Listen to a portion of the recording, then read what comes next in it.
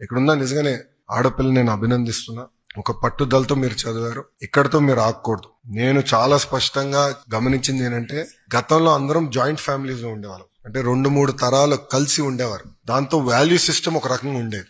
అంటే ఇంట్లో 10 మంది కూర్చుంటే ఒకరు బాధ్యత తీసుకున్నారు, వడ్డిచ్చేదానికి, లేదంటే ఇంటి పనులు చేసేదానికి ఒకరు బాధ్యత తీసుకున్నారు. అంటే కలిసికట్టుగా ఉండేవారు.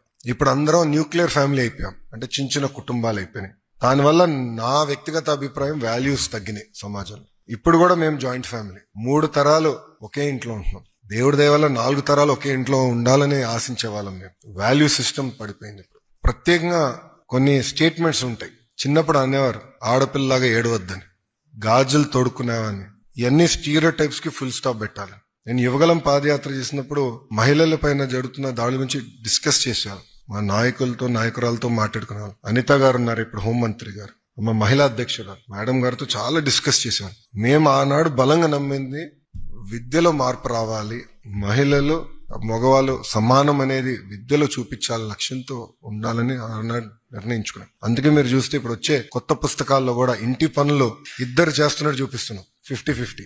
అంటే ఈ చిన్న చిన్న మార్పులు అయి ఉండొచ్చు, కానీ సమాజంలో చాలా కీలకమైన మార్పులు వస్తాయని బలంగా నమ్మేవాళ్ళం.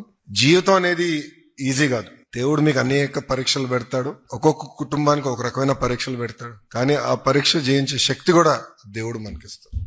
అది ఇక్కడున్న మీరందరూ గుర్తు పెట్టుకోవాలి. నాకు కూడా అనేక పరీక్షలు అన్ని రకాలుగా పెట్టారు. ఒక ఛాలెంజ్ గా తీసుకుంటే మనం ఏదైనా సాధించవచ్చు. అది దయచేసి మీరందరూ గుర్తు పెట్టుకోవాలని ఇక్కడున్న పిల్లలందరినీ మిమ్మల్ని కోరుతున్నా.